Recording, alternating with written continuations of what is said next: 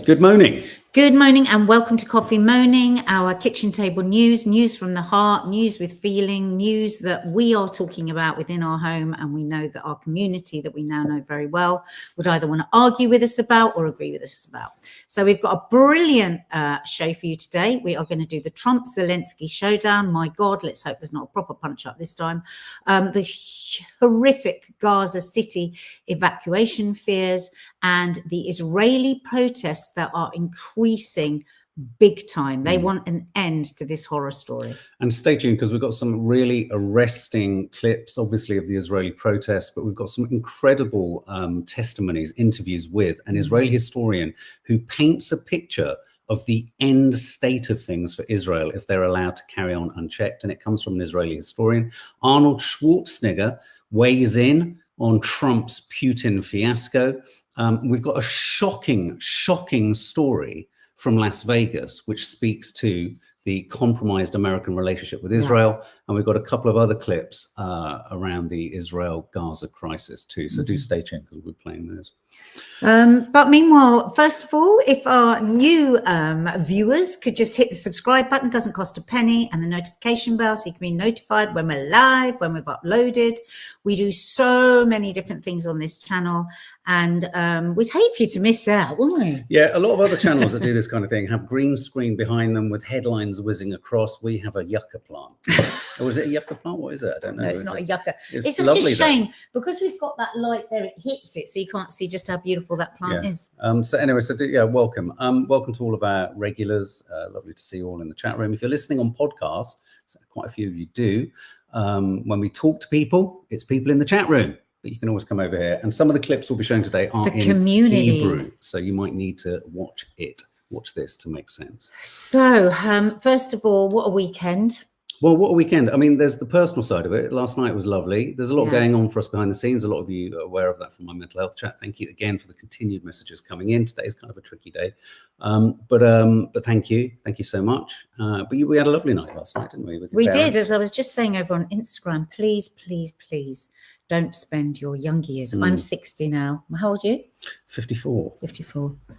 And Mark and I were looking at all these old photos going, oh my God, you were gorgeous. So depressed. I mean, I have to confess, I know it was a lovely evening. I went to bed thoroughly heartbroken.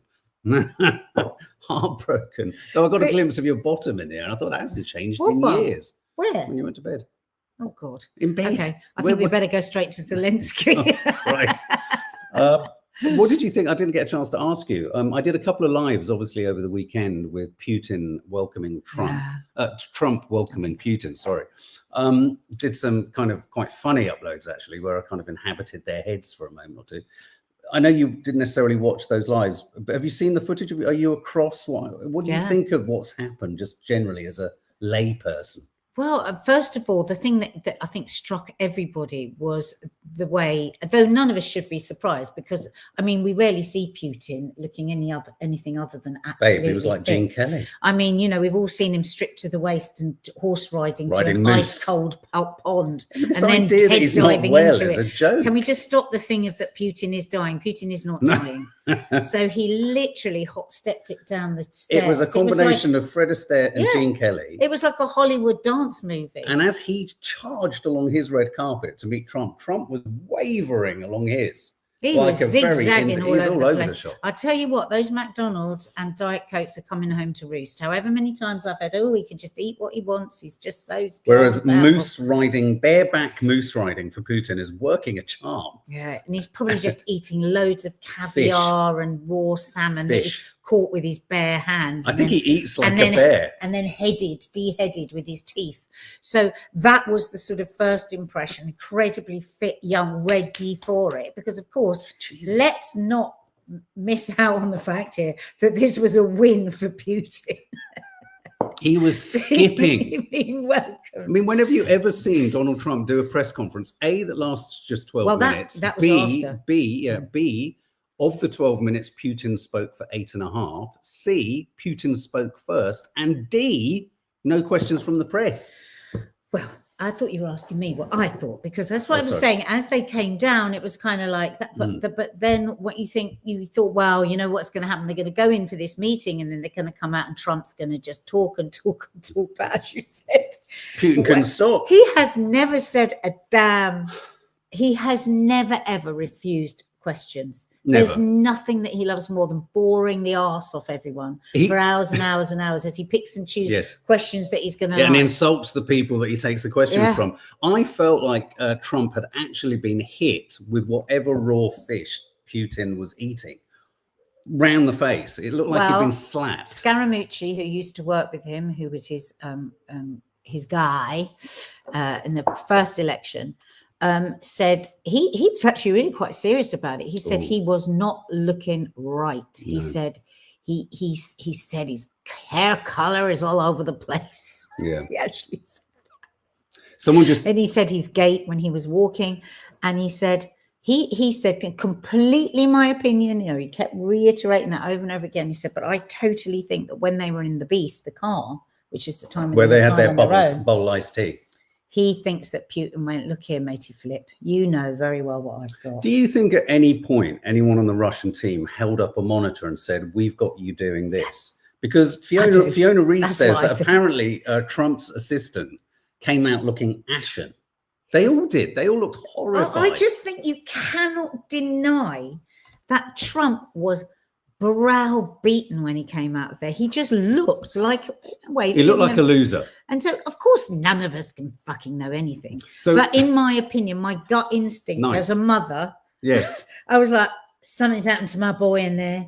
Somebody said something to my boy and he's not happy. Someone's ruffled his feathers just a bit too much. I mean, I thought it went, we'll get onto the news in a minute. I thought it went even further than that. Putin came out and talked about the kind of origin story of Alaska. I felt he was kind of saying, if you want Greenland, we could even do what we've done in Ukraine to Alaska. I thought it was very threatening. And when he said we're neighbors.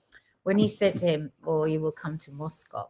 Mm-hmm. He went, yeah, he really shat himself. God, I could get in some trouble for that, but yeah, sure, I'll come to Moscow. I'll come anywhere. I'll do anything. That's what I thought about it. I agree. There is an element. I filmed in St. Petersburg, and I have to confess, because we had to go through such arduous process of getting the visas. I don't know if you remember.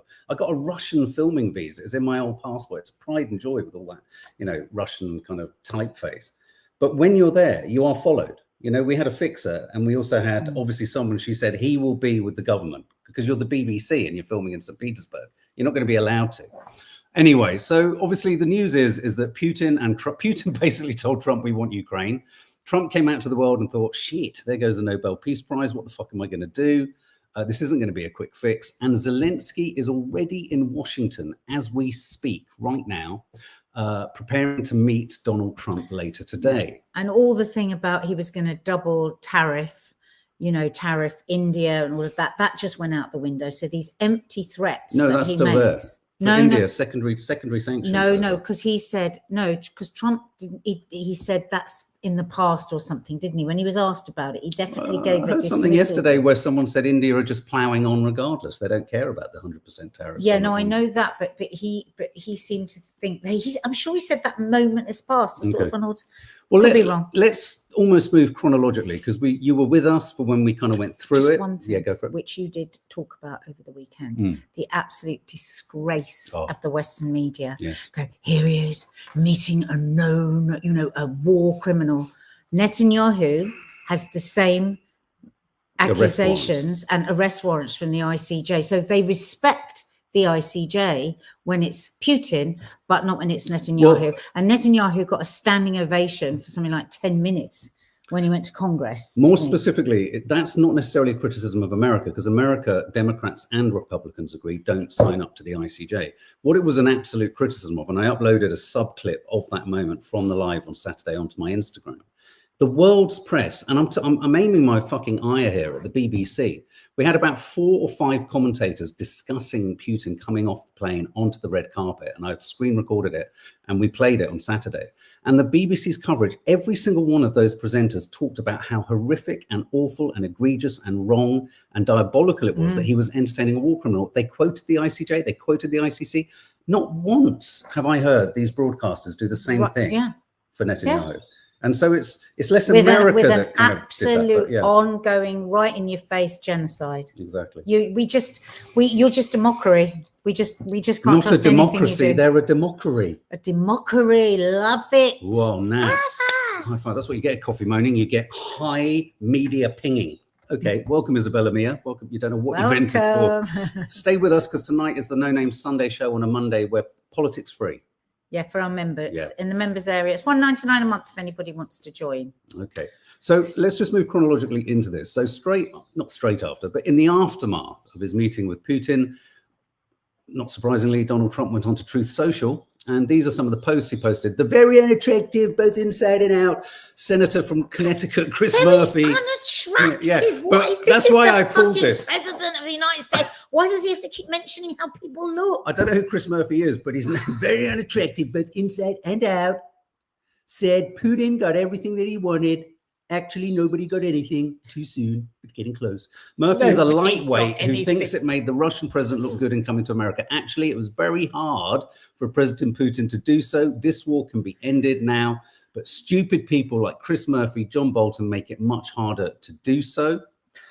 This is where it kind of starts to get squeaky bum time for Zelensky, and the Europeans are all heading out there.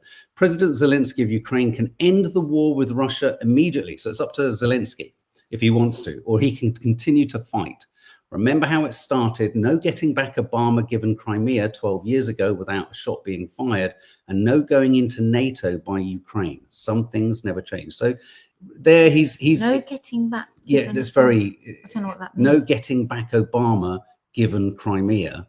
What? 12 years ago without a shot. I don't know what that means. It doesn't make any sense. The fact that Crimea went to Ukraine, I think he's just trying to make out that Obama allowed it to happen easily, or didn't allow it to happen easily. He's obsessed, isn't he? He's obsessed. And these are just puts his name in. Yeah. And these are the final two, which were posted, 5 hours ago? So 5 a.m. this morning here. The fake news will say that it's a big loss for President Trump to host so many European leaders at our beautiful White House. Actually, it's a great honor for America, President Donald J. Trump. So that's Big interesting. day at the White House. They're now the great European leaders, whereas ever since he took office, he's been slagging off the European leaders. Yeah, until they all shat themselves and basically agreed with his tariffs. So Zelensky is heading to the White House today. He's in Washington now. He is being joined, and the story that was really evolving and dropping yesterday was the fact that European leaders are joining him. And there was a kind of, I'm not making light at all of the horrors of the war in Ukraine. Imagine when you're just waiting to hear what these arseholes are deciding. The fate of a nation resting in all of this. But I just want to show you the schedule for today, because I think the schedule for today in Washington is quite telling. And this is the schedule, timeline of events. So at 12 o'clock, and then you've got, this is Washington time, European leaders arrive at the White House. At 1 o'clock, Trump welcomes Zelensky one-on-one. 1:15, he has a meeting with Mr. Zelensky. So guys, I think it's 6 p.m. local time here, actually, 5 p.m. So between 5 and 6, we will all be watching the screens to see if there's going to be a repeat of Trump and Vance jumping on Zelensky and smacking him about. There won't. I don't think. You don't think. 2:15, Trump then meets all of the European leaders who have come over to kind of basically give Zelensky some moral support. 2:30, there's a family photo with Trump and European leaders. And then at 3 p.m., Trump hosts multilateral meeting with European leaders. Family photo. Is that what they call it? Because you guys are also plugged in, I want to know what you think. There are two ways of reading this. Either he's seeing Zelensky on his own because he's going to issue a bear trap. He's going to try and sort of, strong arm him into an agreement that basically, and the agreement that's trickled out into the press, what Putin's after is basically everything he's got and a little bit more in the Donetsk region. But it's a crucially strategic, important bit of Ukraine, sort of that would allow Russia in the future, interestingly, to more successfully and easily invade further. So this is why it's kind of an important sticking point for Ukraine. In fact, I've got a map here. It's important, I think, sometimes just to get a real sense of what we're talking about. The map here shows you this region in the middle, territory Putin is demanding, is called the Donetsk fortress. So what Putin is saying is, I want everything we've got.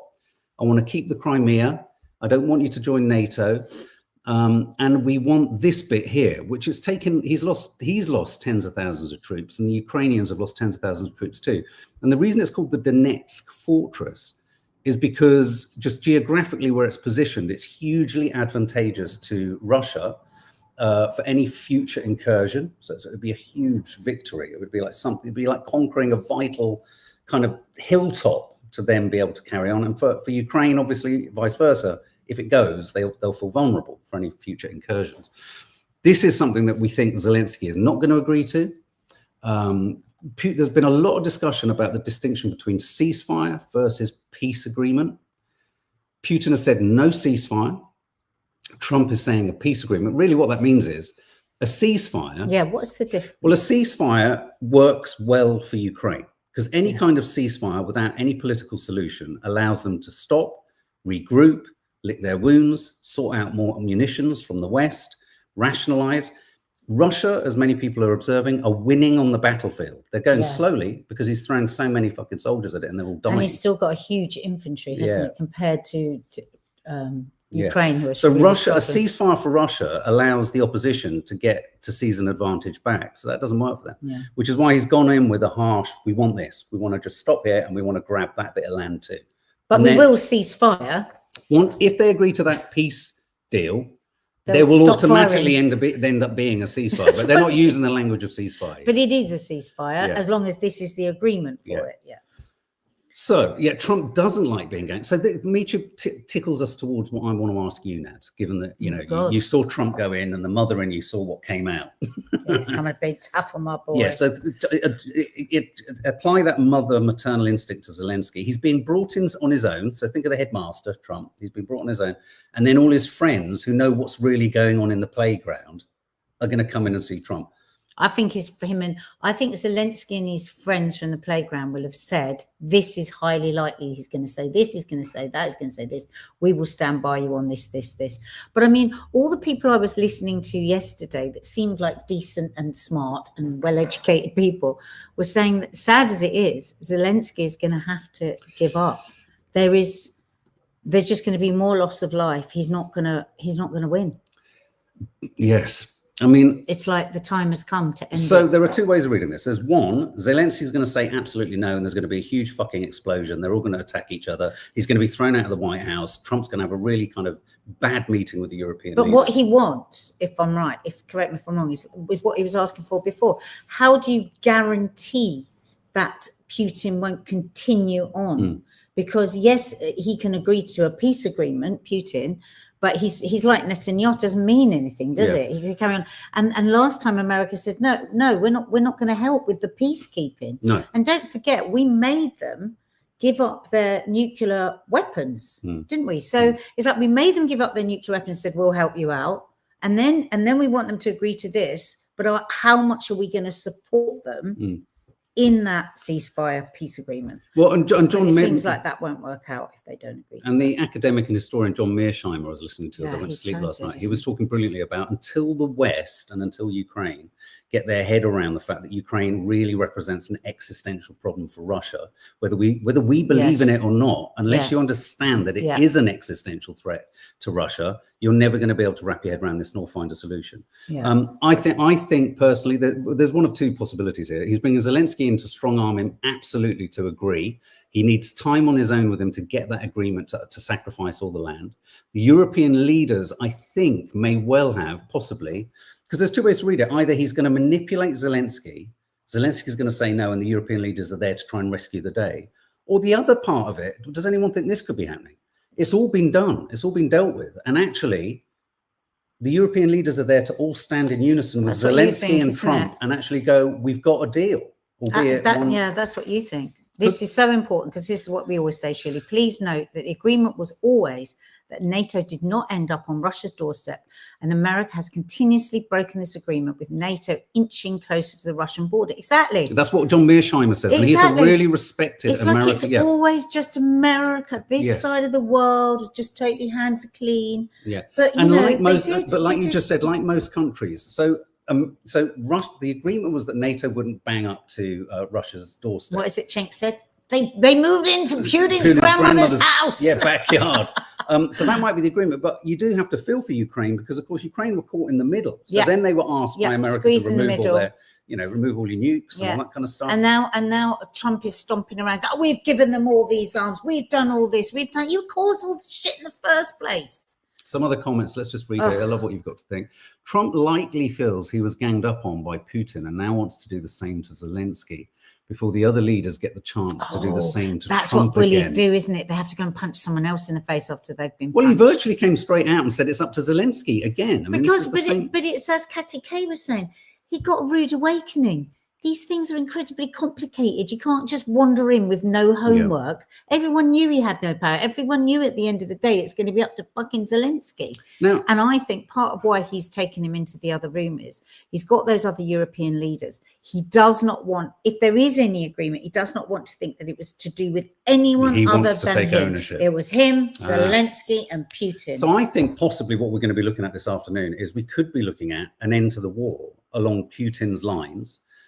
With Trump wanting, as you rightly say, take all the accolades and glory because he had the one-on-one with Zelensky, and then he comes out and says to Europe, it's a done deal. But I do want to pull up this that MeToo mentions. Getting US or European assurance on protection, so security guarantees, is worth giving up the Donbass. Otherwise, Putin will invade again in 3 years' time. Now, this is important. Security guarantees from the Western America. Now, it's been indicated from the White House. What does he mean from us, though? Well, a security. What seems to have come out of the summit in Alaska is the suggestion of something not entirely dissimilar to Article 5 of NATO, which is a security guarantee that from America and Europe that says, if we agree to this sort of peace deal along these lines, Russia gets what it wants, that America and Europe will guarantee the safety of Ukraine, which does mean, rather unfortunately, that if there is any incursion by Russia, the same Article 5 thing would kick in, which if Russia to attack or to re-invade, America and Britain and Europe would then go to war with Russia. But the problem is nobody believes anybody anymore. That's very true. That's the thing. I mean, Trump will welch on every deal. We did, Boris went and convinced Zelensky, didn't he? Just keep going with the war and we'll look after you every minute. Whatever we think of Zelensky, when people say, oh God, he just keeps asking for more, that is what he was told would happen. Yes. Everybody promised it. Yeah. And so it's like, how are the Ukrainians and Zelensky going to believe the next load of promises? But I think it feels like, doesn't it? This is what all the powers, all the clever people are saying, is they haven't got any choice. What do you think, guys? Do you think this afternoon we're going to, regardless of how it's done, Zelensky is going to leave the White House and there's going to be a deal? And when I say deal, it's not a nice one for Ukraine. The art of the deal. They'll have closed the deal on Putin's terms. Who thinks there will be a deal? Yes. Or who thinks Zelensky and Trump are going to have a fight? Trump's going to fall out with Europe, and Trump's going to say, Europe, it's your problem.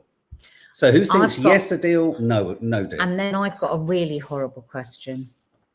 I've got a really horrible question. I don't even want to ask it. So deal or no deal? Let's see what everyone says. I'm sort of frightened.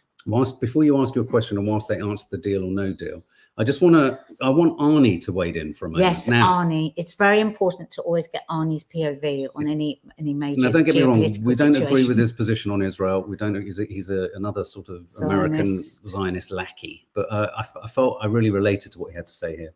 And then President Trump, I just saw your press conference with President Putin, and it was embarrassing. I mean, you stood there like a little wet noodle, like a little fanboy.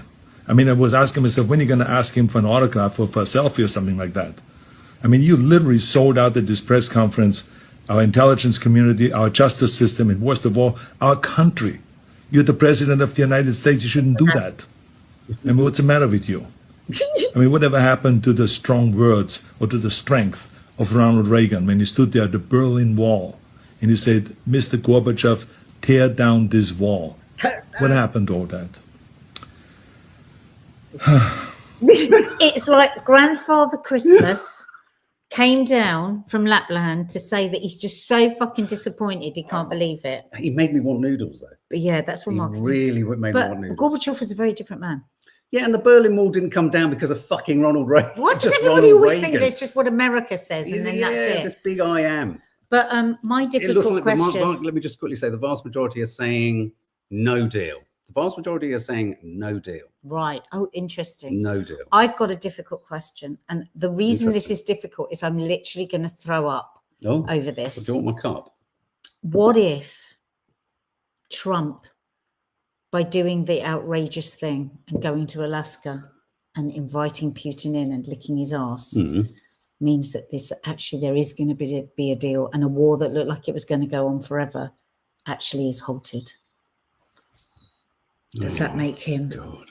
Does that make him a man of peace? Well, I'll tell you what it does mean to a certain individual, the finance minister in Norway. It means he can unblock Trump and not have to deal with the awkward question of, can I have the Nobel Peace Prize? No, please. If Can he do that whilst he is fully funding, supporting and advertising a genocide? Even to yesterday, they have now revoked any of the licenses, or however you describe them, for children from Gaza coming to get medical treatment. Yesterday, they did that. America did that yesterday to children that were about to fly out. No way, you can't come in.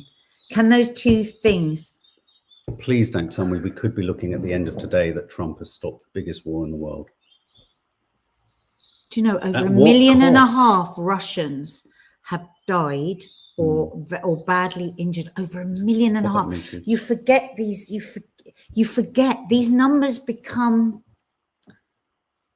They just become a blur, don't they? Like the Sudan, like the Congo, like Gaza, they become a blur, and we forget each one of those. Sorry, no, it's all right. It's all right. That's life. I was reading. No, that's life. I was reading something. I wasn't. But each one of those people has parents, or has children, or has a life. 1.5 million Russians. We've all seen the video. We've seen the videos both in Ukraine and in Russia of men being dragged off the streets, both sides, to conscript them. I think in Ukraine as well. They're much older. They've got quite an old. I think, isn't it right up to your 50 or something? No, I signed up. I think it's up to 60. It's got to come to an end. It's got to come to an end. Trump is going to take Zelensky aside, says MeToo. Take the deal, or the US carries on providing some support, but we're not doing any more. The reason I laugh, just for a moment, is because... And is he still going to rape their country for all their minerals? Right. Is that why he's taking them in? He goes, I'm going to but we want all your, what is it? Horrible use of the word rape, because rape is an appalling part of this. I mean, all conflicts, it happens in all conflicts. Rape is always used in war. But in this one, the reports I keep reading are just hideous. Yeah, the UN has issued an edict to both sides saying the use of sexual attacks in this war is just awful. Awful. God, I hadn't heard anything about that. But there isn't a war that doesn't do that. No, there isn't. There isn't, absolutely not. I just want to read this. This is what made me I kind of, despite myself, chuckled, because we talk about these kind of global characters as if we're related to them. And Victoria Moore says, I'm worried Zelensky will be more wound up because of the last meeting and could repeat. Now, he's a little turbine. He is a little turbine. Remember when he got straight on the plane when they tried to beat him up last time, and just went all around Europe and just got a photograph with every single European leader? He knows how to fight, that one. He's a little dynamo. I mean, there's a lot of social media stuff, I think, created by Russia to suggest that Zelensky's off his head on cocaine most of the time.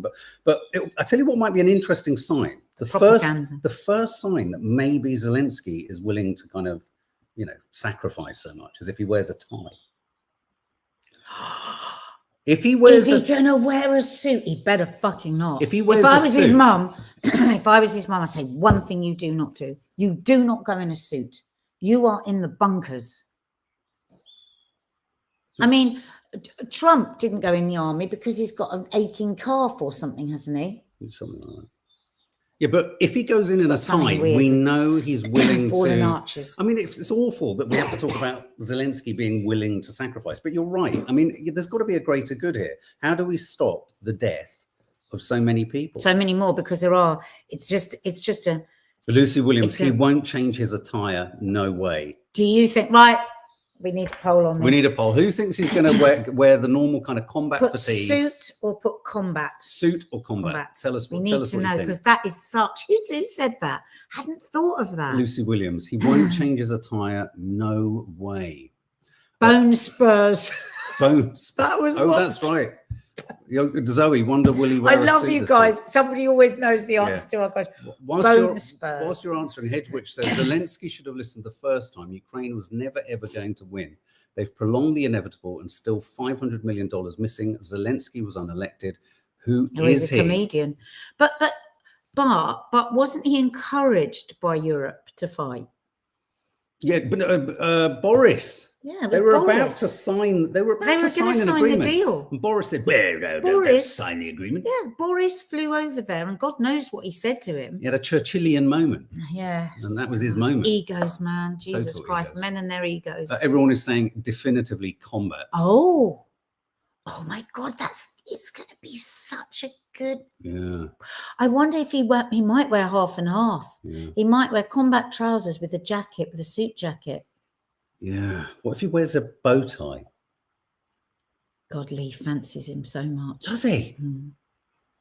Lee, if you're here, what about a combat trouser and suit jacket With combo? a bow tie. Yeah.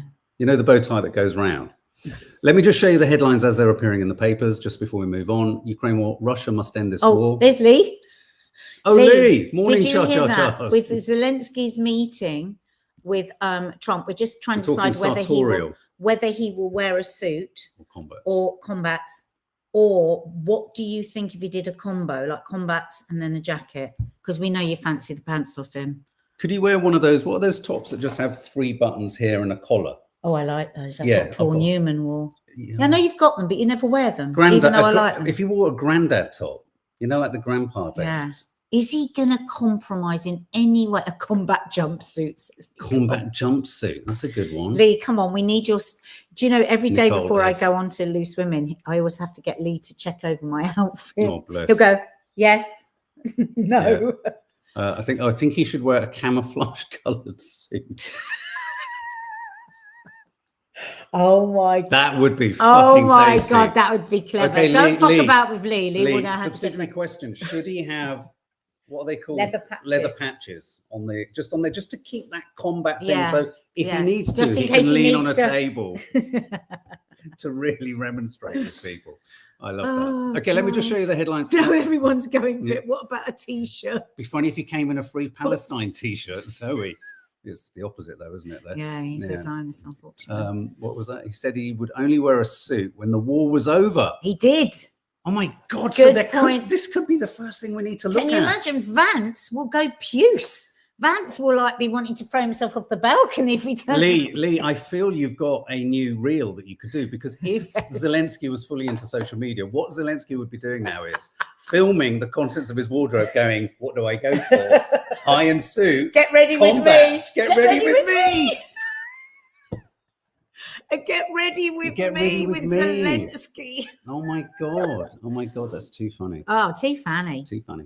Okay. Just going to trot through the headlines as they're appearing, so you're across them all. Russia must end this war, Zelensky says as he arrives in Washington for Trump talks. Zelensky defies Trump minutes after president lays out his terms for peace, setting up another showdown at the White House today, watched by European leaders in another room. Trump piles pressure on Zelensky before European leaders arrive in Washington.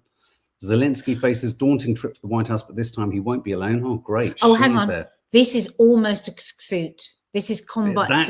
This could nice. be. Well done for picking up on that. I thought something awful. I thought I'd put up the wrong image. No, this could be what he's going to go for. Starmer's there. Donald. Oh, Go God. careful, Well, Donald. hang on, Donald. everyone. Everything's going to be okay. Everything's going to be all right. Starmer's there. But you know what Starmer said? No. Gravely concerned. Oh, God. Gravely concerned. Let me be clear. Let me be crystal Let me be clear. clear, Donald. Gravely concerned. Gravely concerned.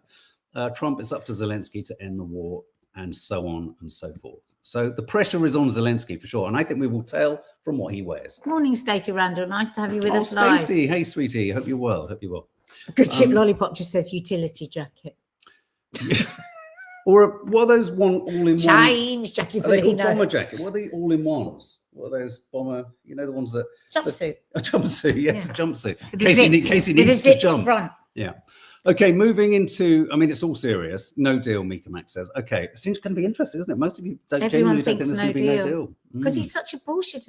And this just shows us what Trump's standing is and what an America's standing is now in the world. I personally think Europe, en masse, who are going to be in a room next door watching the monitors going, I think most of Europe, because of the tariff situation and because Trump's got all their bollocks in his hands, I think they're all going to be thinking, please just say yes, Zelensky. Because if Zelensky says no, they've all got to go, we've got to go fucking war with Russia.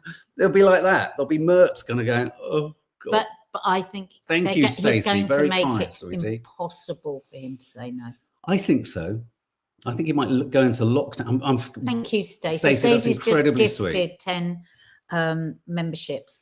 So 10 of you now, whether you like it or not, can watch us tonight at 8 o'clock. Don't forget, 8 o'clock, that's politics free. It's just cooking, it's silliness, it's fun. So we always have a great time on a Monday night. And let me just quickly check the latest headlines just to make sure. Russia is still attacking Kharkiv, 17 injured in Zaporizhia. What about, they had chicken Kiev on the flight over. I talked about that, yeah. And Sergei Lavrov wore a T-shirt that said the USSR or CCCP. Or yeah, as he got off the plane. So they were bullying right from the beginning. Yeah. Okay, so moving on to Israel and Gaza. I personally always feel that as soon as the news goes relatively quiet about Gaza, Israel, that's when we need to be most concerned. I think we're in that kind of weird limbo period between Netanyahu declaring the mass ethnic cleansing of Gaza City, the mass migration of 1 million people and all that entails. And yet in a weird way, there feels like, though on the ground, believe me, we're going to talk about that, on the ground, it's hot, starvation, the conditions are appalling. Beyond imagining. Not surprisingly, the Ukraine, and not surprisingly, I mean, this isn't about, I think we all have the bandwidth to cope with both, but a lot of the kind of front pages are dealing with the Trump-Putin situation. So happily, I'm sure, because it means they don't have to be held to any account. Exactly. But the big news, some of the big news coming is, so Gaza City is, you know, Israel's plan to displace a million Palestinians, the Guardian reports, is spreading fear in Gaza.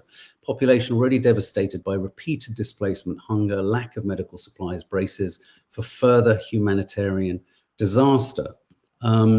Now, an organization which Children Not Numbers, I think, work with, the Israeli Coordination of Government Activities in the Palestinian all charities territories. have to, they all have to refer Its to acronym COGAT. is COGAT. They say, this is a quote from them, based on the directives of the political leadership and as part of the Israel Defense Forces preparations to transfer civilians from combat zones to the southern Gaza Strip for their safety, starting tomorrow, Sunday, yesterday, the provision of tents and shelter equipment for Gaza residents will resume.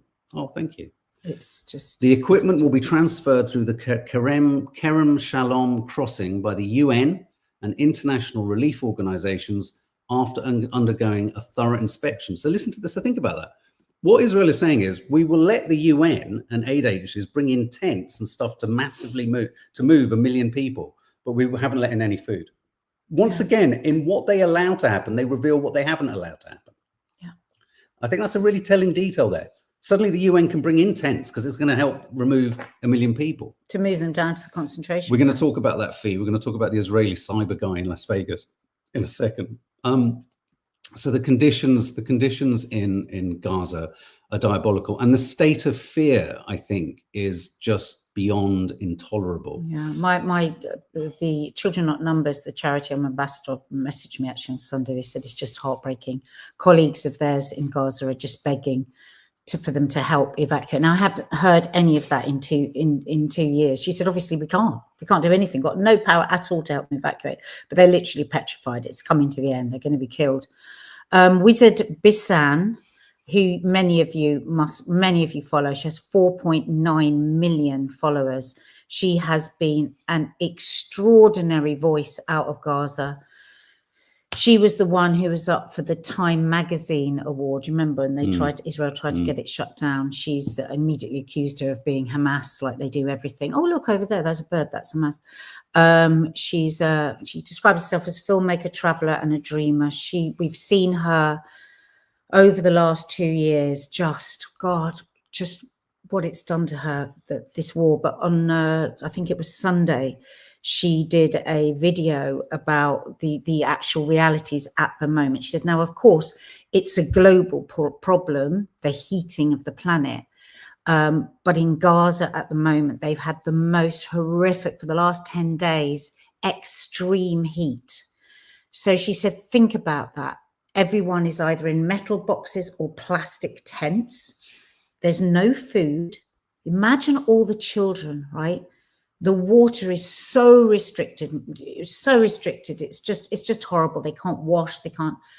She said the heat has been increased. If you think for 2 years, and the bombing is really intense at the moment, it's like children not numbers say, everyone's focusing on the famine and forgetting about the continuous bombing. She said almost 7, the equivalent of 7 Hiroshima bombs. So the global warming, the emissions that has caused for the whole world. But what it has done is it has increased the heat in Gaza. So the children, nearly all the children, have these horrendous skin not allergies, but like infections. And it's because the heat and the gunpowder in the air. There's no relief. What doctors need is ointment. They need cool air. They need water, all the things. Now, I suffer with eczema. Mark, what's it like? I go nearly mad sometimes with the itch, with the unbearableness, with the feeling of it, the tightness that's great. And I've got everything available to me. Imagine you're the parents, you've got the children. The parents will probably have it as well. And you've got nothing to ease it. And you've got day after day after day. She said, if you come out of the tent, the heat is unbearable. And many, many people, she said, are suffering with sunstroke. You go in the tent, the heat is increased. A lot of them are dressed in black. So I just thought it was really important to just remind us, because when we're talking about the big picture, we forget about the day-to-day horror story. Nasser Hospital has been flooded with sewage. The airstrike hit the sewage. The whole of the A&E is like this deep in sewage, and where they need to go to mend it is in what the Kogat called the red zone. So you can't go there unless you get permission from the IDF. The IDF won't even look at the permissions for 72 hours. The many tortures that they're doing that go under the radar of the headlines. And he said it'll be too late. Nasser Hospital will be lost from the sewage. So, you know, the deaths that we keep just hearing, 65,000 or whatever, those are only bodies recovered. That does not allow for the tens of thousands that are dying from things like operations that can't happen, sewage, rat bites, babies being bitten by rats. All of these other deaths are not included in those numbers, right? So it's torturous every single minute with no end and a silent world. So. And the other part of what Nadia's saying there, that doesn't make neat headlines, does it, for any of the world's press to kind of cover that the absolute intimacy of the experience of being in this absolutely blighted landscape. You know, there's antibiotic resistant diseases and infections breaking out. Worry about those diseases. Everywhere. Are we going to get another pandemic? Think about this, guys. For all of those people that might think still that what's happening in Palestine has nothing to do with them, pandemics. We've got rats overrun. We've got running sewage. We've got a people that cannot wash. We've got tens of thousands of dead bodies. Pandemic. And Rachel Thomas, this really kind of brings it home. Try and think of something that affects you. I'm not most people in this room relate, identify, and I empathize. But Rachel Thomas just said bladder infections, yes, but also they have Rachel Thomas, but also asthma. They have asthma with no pump. Well, people are dying of asthma, but that's not a recorded death from this. Exactly, of course not. That's the thing. All the people that haven't had their cancer treatment, all the elderly, they haven't got their blood pressure tapped, their diabetes, you know, colostomy bags. There's no colostomy bags. Just think about that torture. And the world is letting it happen, clapping the man, standing ovation that's in charge of all this. And now, thank God, even the Israelis, not all of them, but many of them, have had enough. Here's some footage of protests in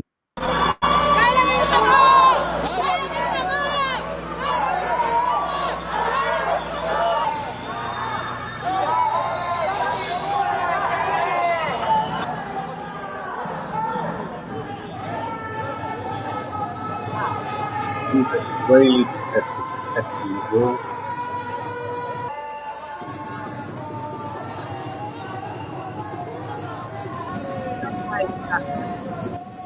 Now, some are saying as many as 500,000 turned out. I'm here today because this is our last chance to stop the insanity, stop the war, stop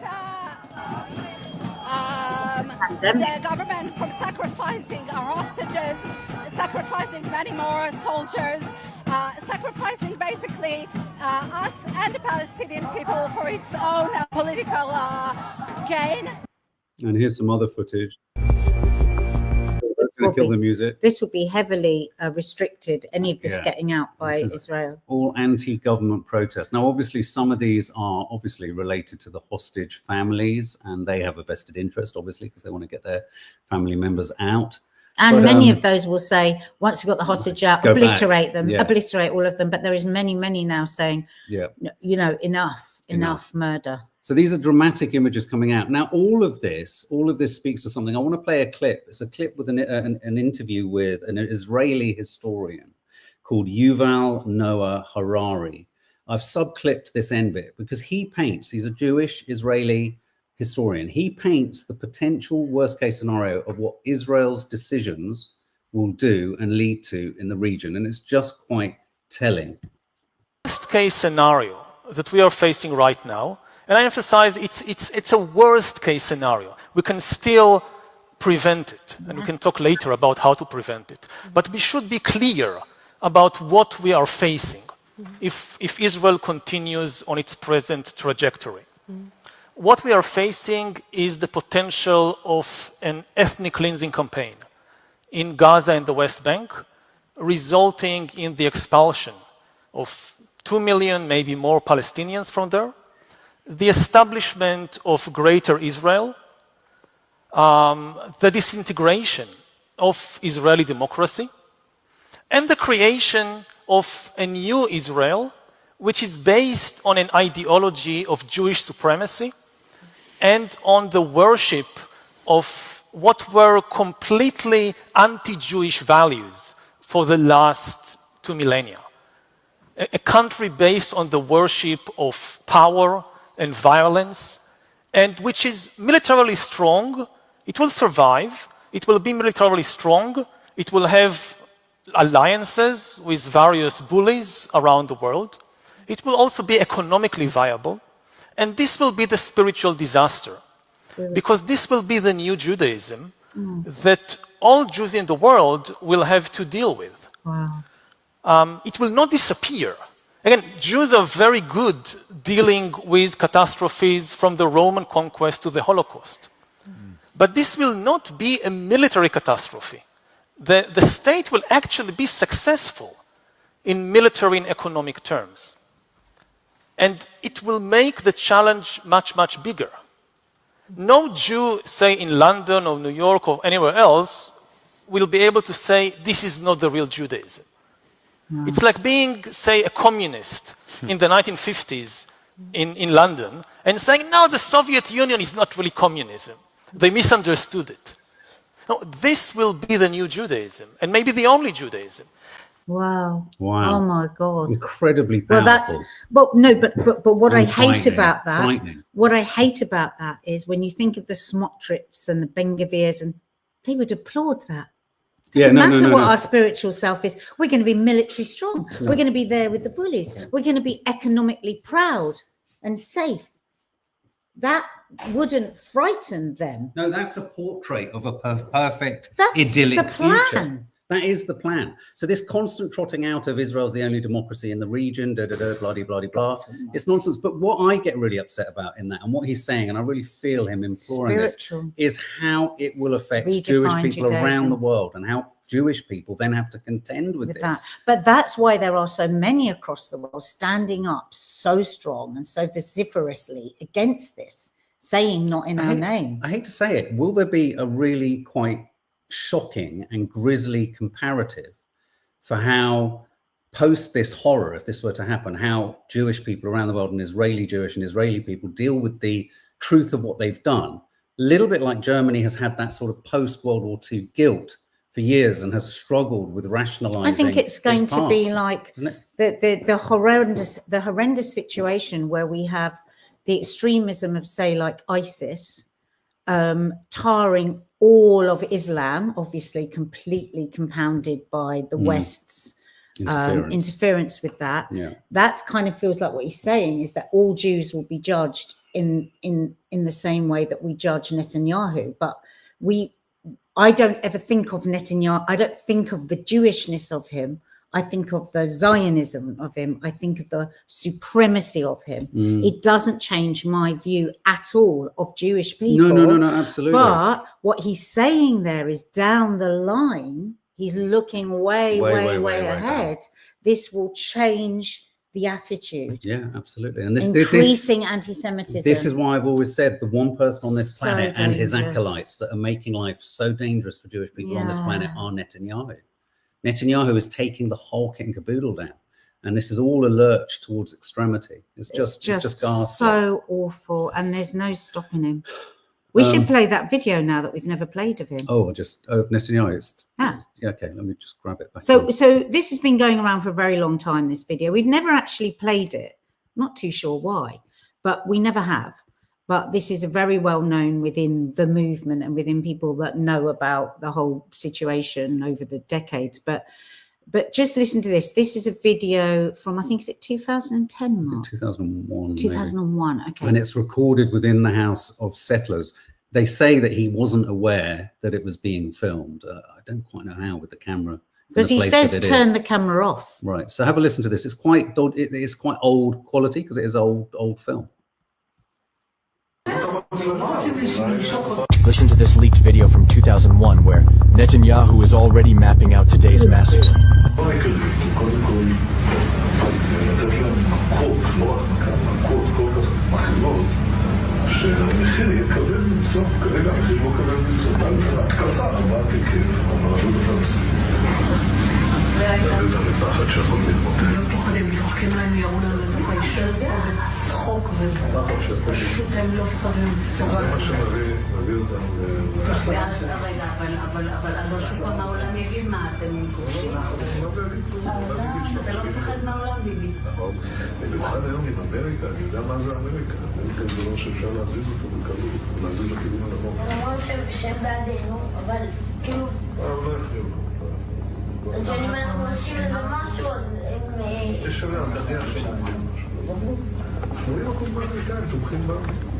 זה אבסורד, יש לנו שם תמיכה כזאת ואנחנו אומרים מה נעשה עם הממשל הוא היה כמו פלסטינים בצורה קיצונית, לא פחדתי להתאבד שם, לא פחדתי להתאבד עם קריטו, לא פחדתי להתאבד עם אותו.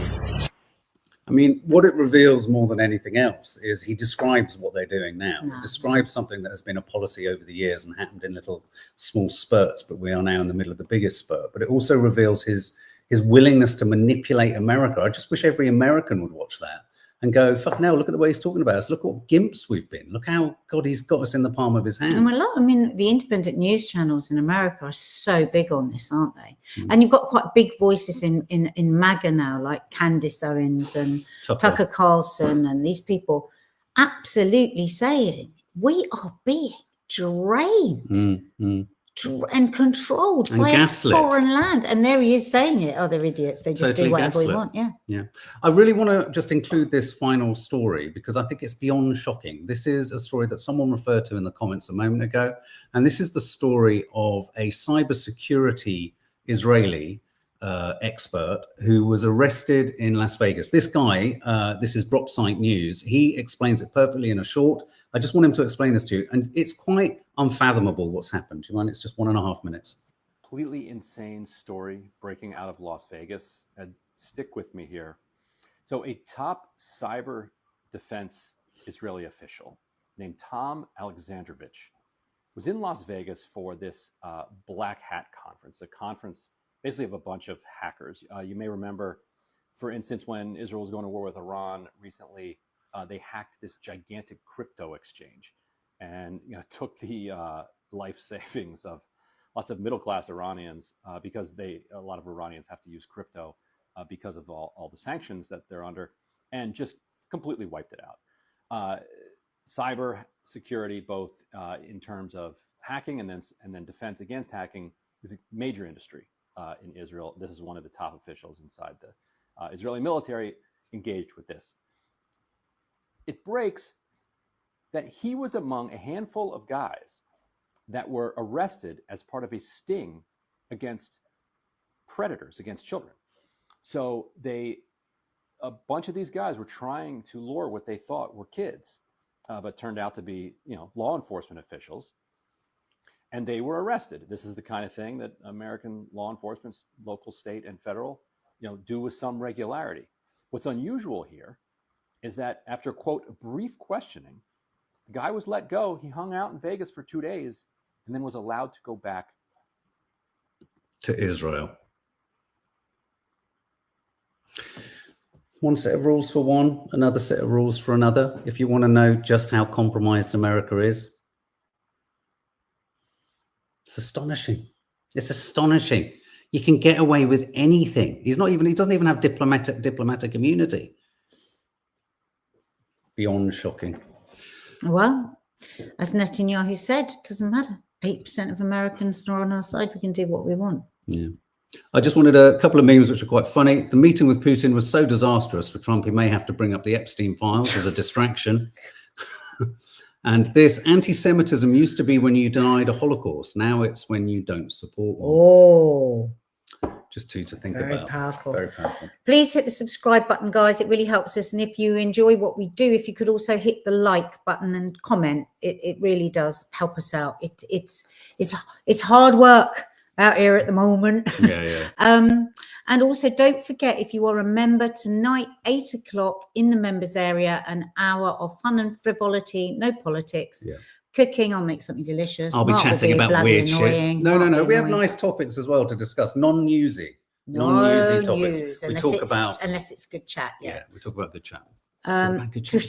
We We talk about some nice stuff. We have other things. And going. also, I know lots of you have been asking about me doing an HRT video. I did one yesterday, and that's gone up. What did we call it? How HRT changed me. So that's now available if you want to watch that. Unfiltered. Yeah. Okay, guys, and thanks again, Stacey, for those 10 memberships, and welcome to a new member, Isabella Mia. Let's have a little song. Welcome, Isabella. Yeah. Welcome, Isabella. Yeah. Welcome, Isabella. Yeah. Welcome to our members area. For those of you who've been with us for a long time, we sing your names if we see them on a live and you become a new member. Anyway, guys, have a lovely day. A vlog will also be landing later too, so keep your eyes peeled. And obviously, we will be keeping across the Trump-Zelensky news, so we may well go live at some point with that. Yeah, so make sure you've hit that notification